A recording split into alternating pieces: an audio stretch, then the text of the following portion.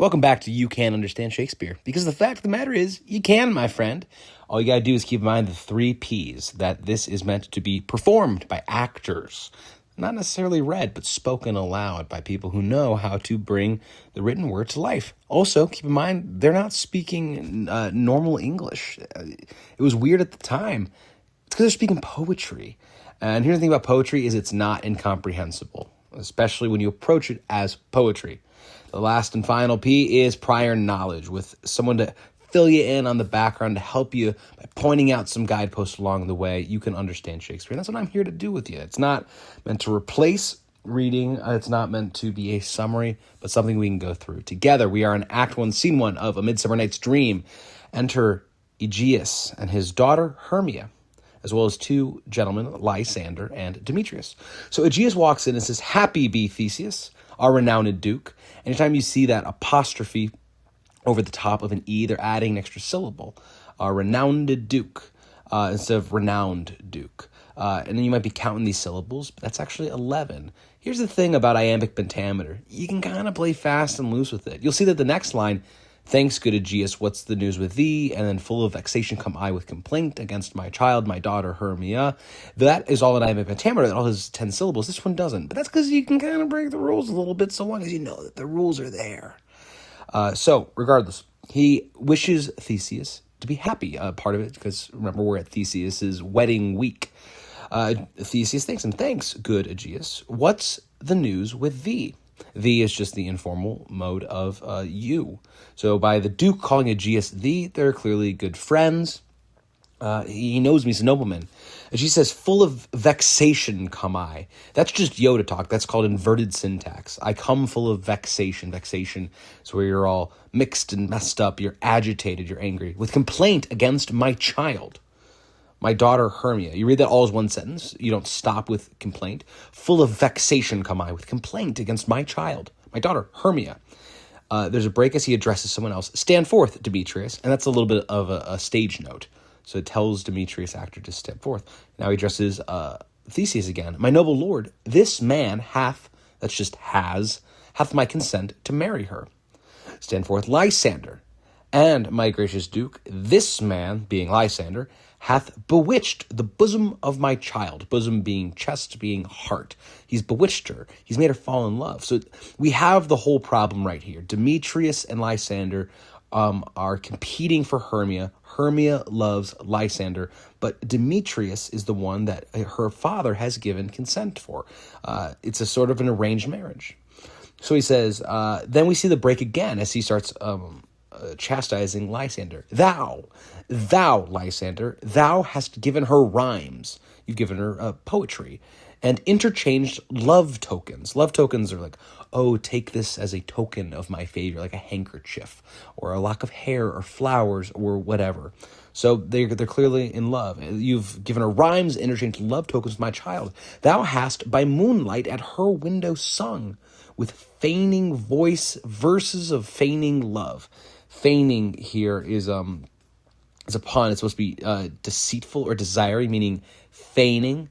When you feign something, you desire it. So you have with this, your feigning voice, your desiring voice is singing a verse of feigning, of deceitful love, because you're stealing things and you've stolen the impression of her fantasy. This means by craftily impressing your image on her imagination, like a seal in wax. You've stolen her love. That's one reason why it's so important, because you to have these footnotes here, because I'm reading that here from the Norton Shakespeare. It's really good. However, there's a whole condemnation here. Hey, you've stolen the impression. An impression is often has to do, like we said, with that wax. Think of like on the back of a letter. So that impression of her fantasy, which should be pressed in upon her fantasy, upon her thinking, her imagination, should be Demetrius, the one that I've chosen for her. But you've stolen that. You've stolen that with bracelets of thy hair, rings, gauds, conceits. Those are trinkets or clever gifts. Knacks, like knickknacks. Trifles, nosegays. Those are bouquets. Sweet meats. Those are literally just like sweet treats. These are all those love tokens that he accused her of taking. Messengers of strong prevailment in unhardened youth.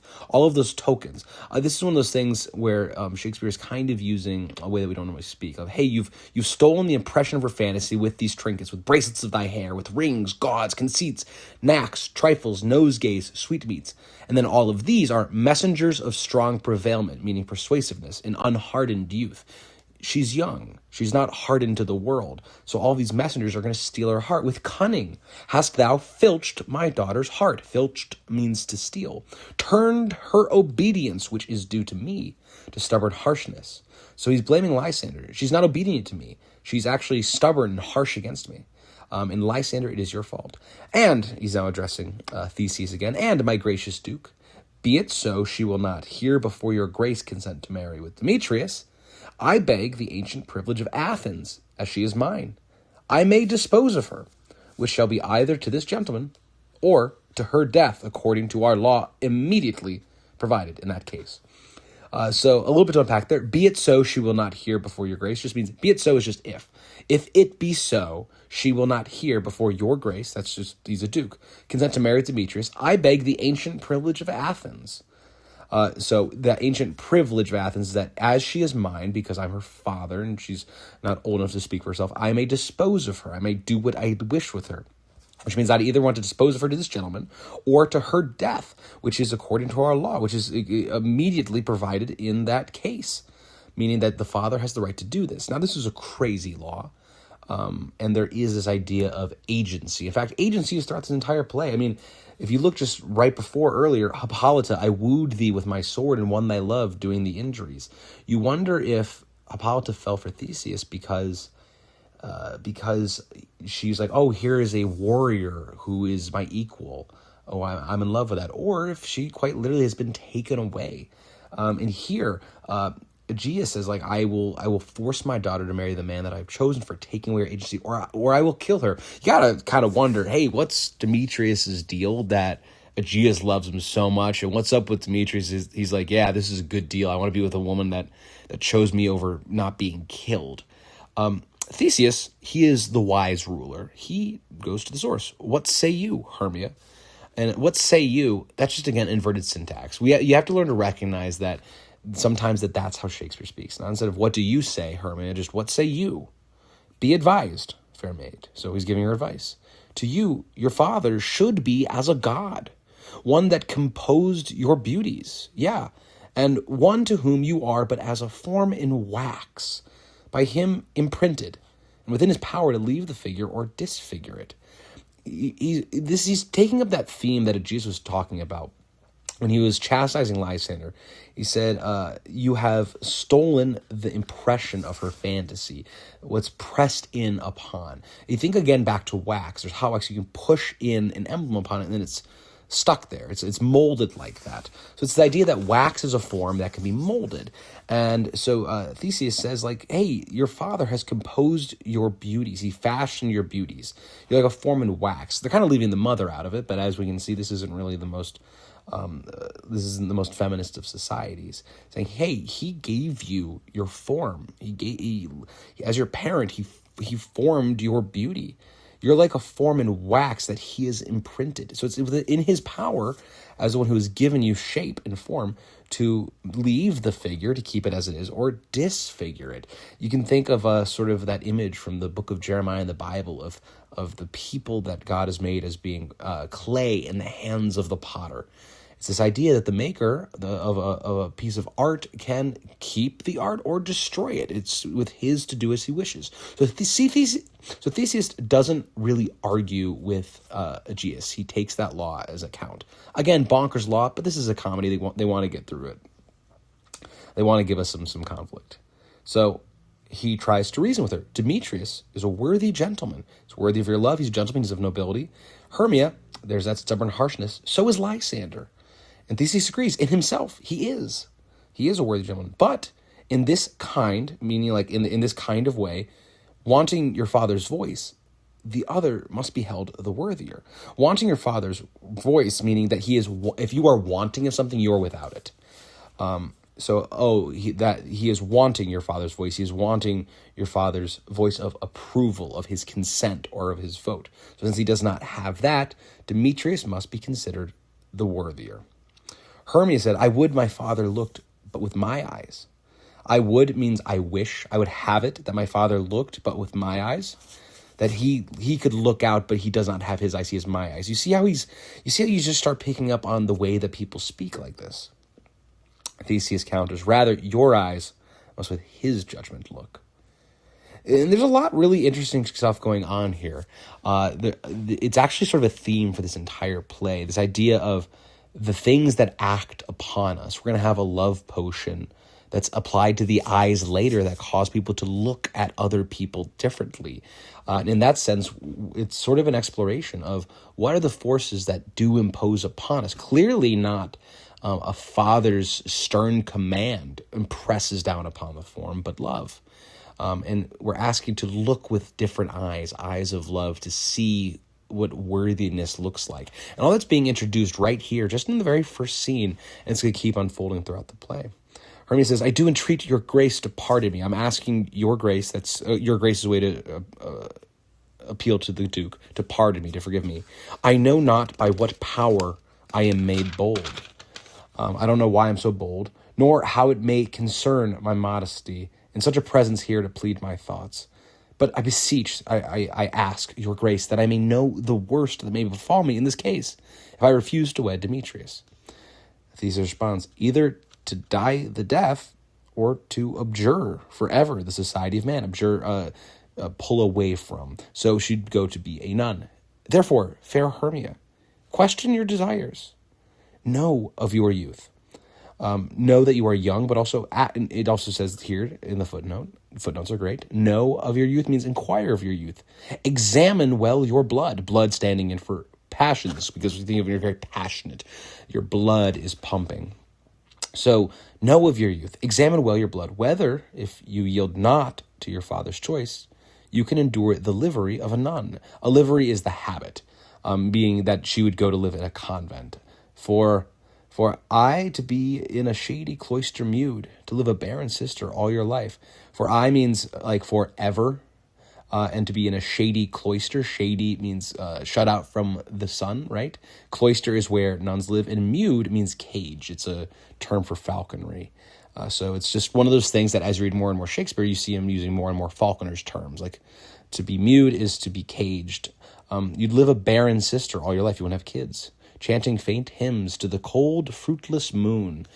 There we see a little bit of the Greek influence. They're not chanting hymns to the Christian god, but rather to the moon. That would be Artemis. Artemis is, there's several different moon gods. Artemis is a virgin, but there's also Diana, who is also the moon goddess, and she's the goddess of chastity. So there's this association. Kind of know how like all cats are girls, all dogs are boys. The moon is generally conceived as female next to the masculine sun. It's really that sort of idea. And the moon goddess, whether it's Diana or whether it's Artemis, are always virgins. So you join those that worship the moon, who is cold. It's pale, right? It's lifeless, but it's also fruitless. They are going, you are barren, you won't have children.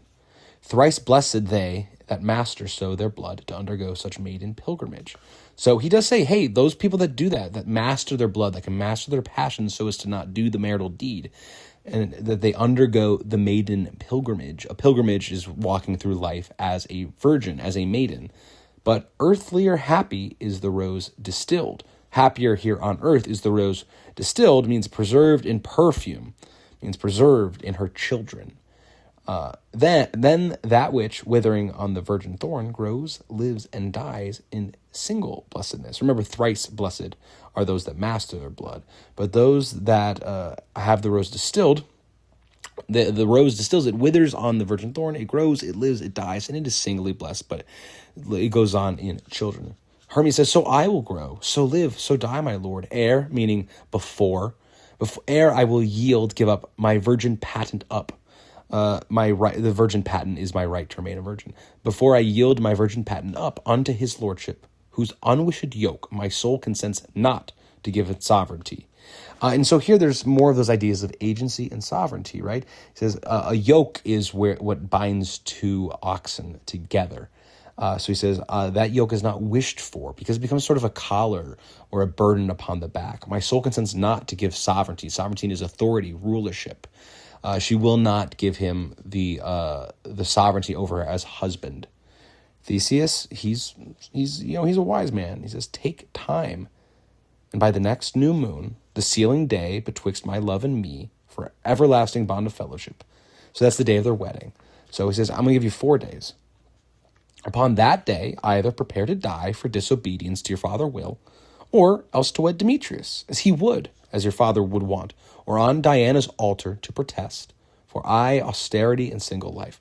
Okay, so he gives another option, not just to die or marry Demetrius, but you can either die for disobeying your father's will, you can wed Demetrius, or you can, on Diana's altar, protest forever austerity and single life, become a virgin nun. Demetrius for the first time speaks up. Relent, sweet Hermia, meaning give up this stubbornness. And Lysander, yield thy crazed title to my certain right. Title meaning favored claim to what is mine. Think of it like when a king is like, the throne is rightfully mine, and some distant cousin goes, no, I have a claim to that throne. Lysander responds pretty well. You have her father's love, Demetrius. Let me have Hermia's. Do you marry him? That's a command. Do you means you do. It's more inverted syntax. But do you marry him? Aegeus, scornful Lysander. True, he hath my love. And what is mine, my love shall render him. Meaning that since he has my love, I can give to him what is mine, and she is mine. And all my right of her, I do estate, I do settle, I do bestow, I do inherit unto Demetrius. Here, Lysander appeals to the Duke. I am, my lord, as well derived as he, meaning descended. They're equal gentlemen. As well possessed, meaning I possess as much love. My love is more than his. My fortunes every way as fairly ranked, if not with vantage, as Demetrius's. So if not with a superiority. It's this idea of, hey, look, we're exactly the same. He doesn't own more. He doesn't have more wealth. We are exactly the same in every way, except for I have Hermia's love, so I have the advantage. And which is more than all these boasts can be, I am beloved of beauteous Hermia. Why should not I then prosecute my right? Prosecute means pursue. Why should I not exercise my right? Demetrius, I'll avouch it to his head, meaning to his face. Made love, I'll avouch it to his head, meaning I will vow that it is true to his face. Made love to Nadar's daughter, Helena. Now, made love to here doesn't mean that they did the deed, but rather he wooed her. So apparently Demetrius was wooing someone else, Nadar's daughter, Helena, and won her soul, meaning that his wooing worked. This Helena girl loves him. So Demetrius apparently is not being as faithful to Aegeus as he would seem. And he won her soul, and she, sweet lady, devoutly dotes in idolatry upon this spotted and inconstant man. If you're spotted and constant, that means you're fickle. That means that you're not always true. There's a lack of integrity. Dotes means that she fawns upon him. She really likes him. She's obsessed with him. Theseus says, I must confess that I have heard so much, and with Demetrius thought to have spoke thereof. But being over full of self-affairs, my mind did lose it. So he said, I've heard this too. And I was going to speak thereof of this with Demetrius, but I had self-affairs, affairs that I had to attend to for myself, so my mind lost it. But Demetrius, come, Aegeus, you shall go with me, both of them. I have some private schooling for you both. Private schooling is just advice. For you, fair Hermia, look you arm yourself to fit your fancies to your father's will. If you arm yourself, it's to prepare yourself.